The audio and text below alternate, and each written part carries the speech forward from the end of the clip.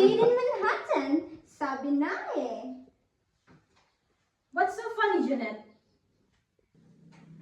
Halika na, ma. Tuloy na natin yung game. No, CJ. Iba na eh. Kanina pinagtatawanan ng ate Teddy mo. Bakit di mo pinagtatawanan ng anak ko? Wala eh. Wala naman kami masamang intensyon. Hindi. Kanina pa. May mga laman yung mga hilit nyo, mga patutsada nyo. Bakit mo pinagtatawanan ng anak ko? Dahil, katawa-tawa naman talaga siya. Katawa-tawa ang anak ko? Yes. Mas lalo kayong katawa-tawa with your funny Russian accent, your botox face, and your plastic boobs. Wala eh. Dito ka pa sa pamamahay ko Kaya wala akong karapatang pagtawanan o insultuhin ng kahit sino man sa mga anak ko. Kaya lumayas na kayo! Mama, just leave. Layas! Layas na! Kanina ko pa gusto umalis dito.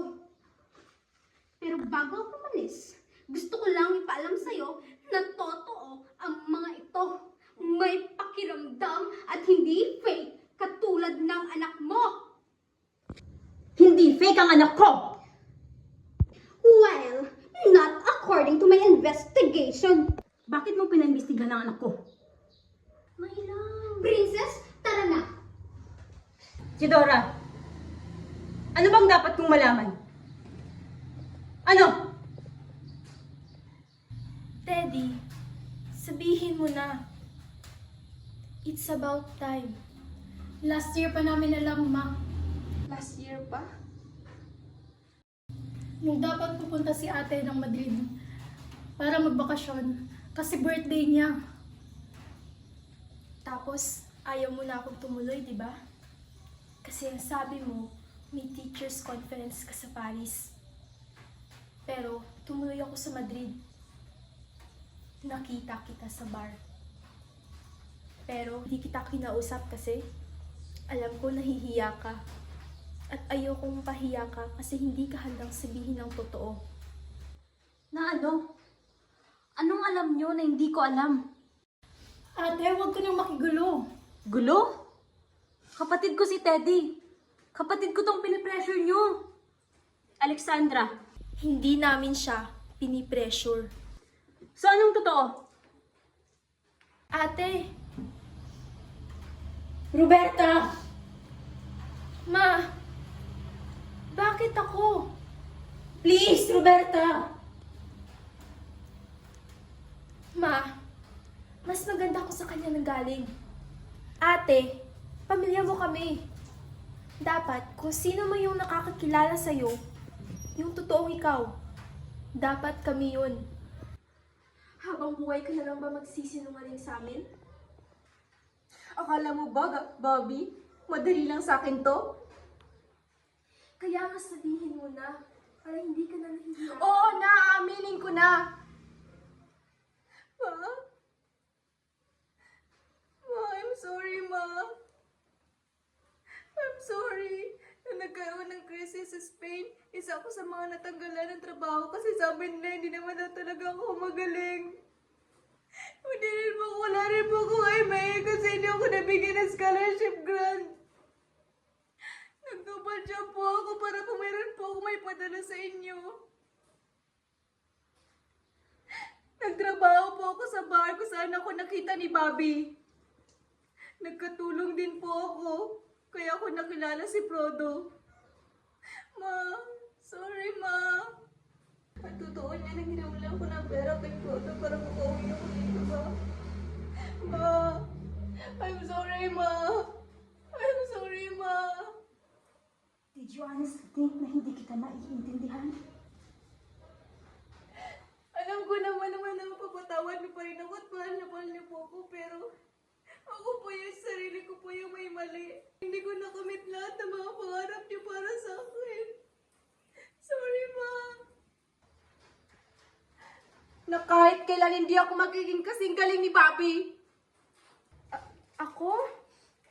Oo, Bobby, ikaw.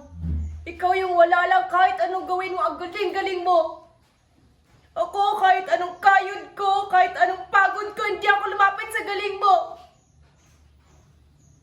Ikaw yung magaling, di ba? Ikaw yung matalino, ikaw yung maganda. Sa'yo na lahat!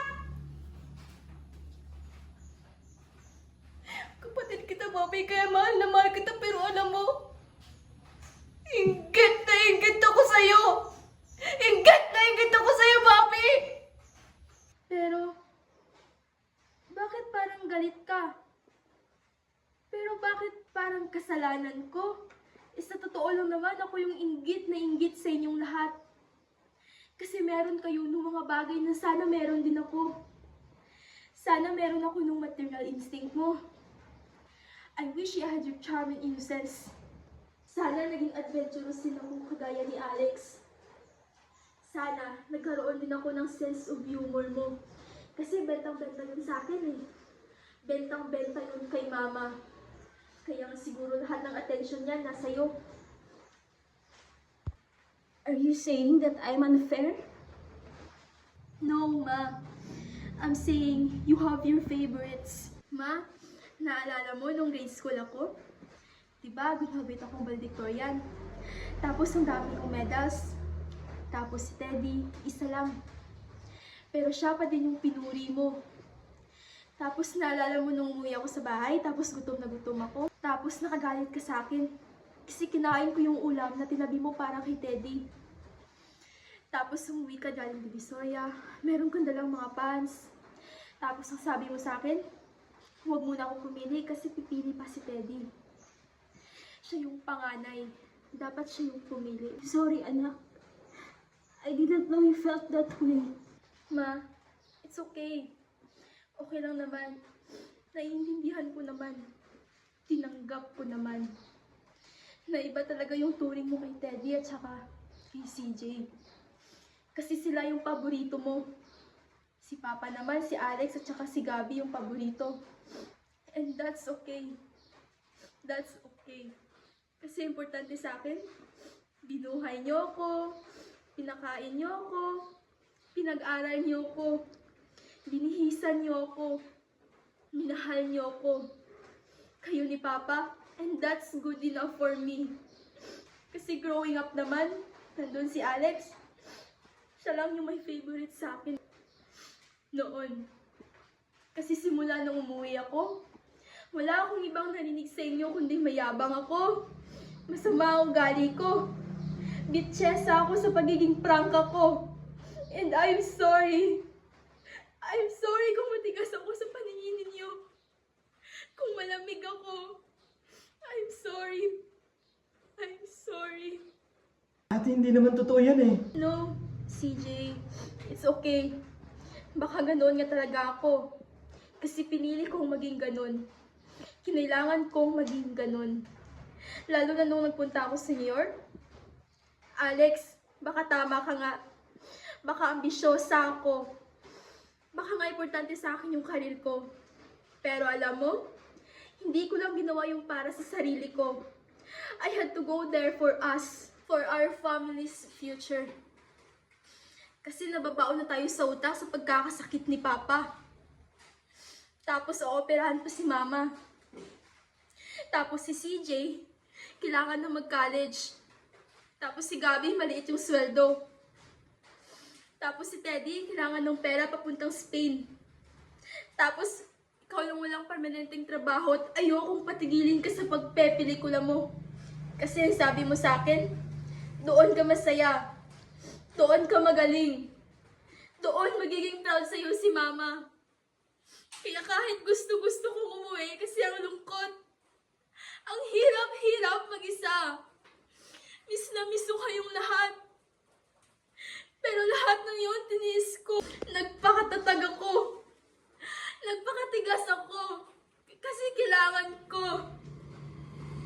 Pero hindi dahil matigas ako. Wala na akong pakiramdam. Na hindi na ako nasasaktan. Nasasaktan din ako. I'm sorry, anak. I didn't know you felt that way. I thought I was being fair. Because in my heart, I love you all the same way. Kaya lagi lang akong nakatingin kay Teddy, kay CJ. Kasi sa lahat sa inyo, sila yung mahihina. Sila yung laging nagkakasakit, di ba? Laging kailangan ng atensyon. Pero kayong tatlo, you've always been independent. Malalakas kayo. Matatapang. Anak, sorry ha? Sorry.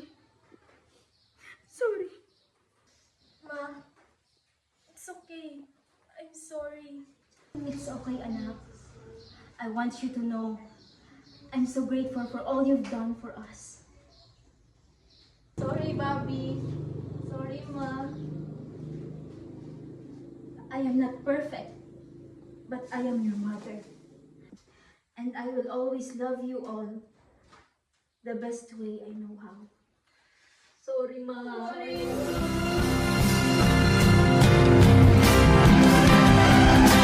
And don't just fall in love again.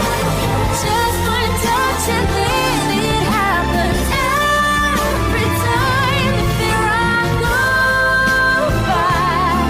Just fall in love again, and when I do,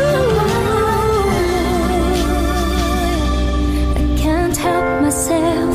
I fall in love with you.